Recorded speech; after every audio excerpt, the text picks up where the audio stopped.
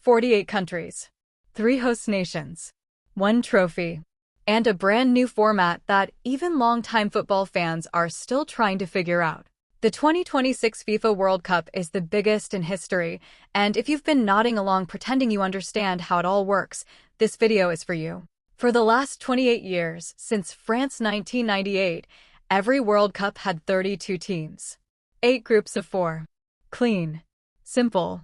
You knew exactly how it worked. This year, 48 teams are competing across 12 groups of 4, and the whole bracket has been rebuilt from scratch. Win, you get 3 points. Draw, you get 1. Lose, you get nothing. 3 points for a win, 1 for a draw, 0 for a loss. In the old format, the top 2 teams from each group advanced. 16 teams total moving on. That was it. Top 2 from each group, all 12 group winners, all 12 runners-up, they're through. But that's 24 teams. And FIFA didn't stop there. The 8 best third-place teams across all 12 groups will also advance. Not all 12 third-place finishers, just the best 8. They need to be watching 7 other groups simultaneously, calculating whether their goal difference is good enough, whether their points total holds up against third-place teams they've never even seen play. The 8 third-place teams with the most points advance to a brand new round, the round of 32. It's the first time in World Cup history this round has ever existed. So how do tiebreakers work when 2 teams finish level on points? Because they will. First, FIFA looks at the points those tied teams earn directly against each other. Then goal difference in those head-to-head matches. Then most goals scored in those head-to-head matches. Overall goal difference across all group games.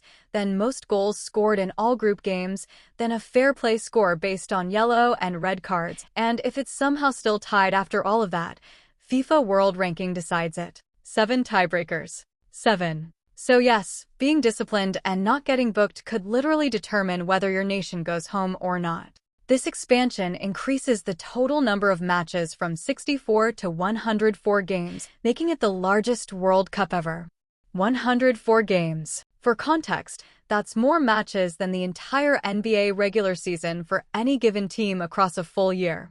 And all of it compressed into roughly 5 weeks across the United States, Canada, and Mexico. The team that wins the whole thing will need to win 8 matches instead of 7. The 2026 group stage isn't just bigger. It's more unpredictable. More countries get a shot. More third-place teams sweat out the final standings. The group stage starts June 11th. And if you're watching closely, which you now absolutely are, you're going to see nations play not just to win, but to engineer their goal difference, manage their card count, and survive a tiebreaker system that honestly deserves its own video.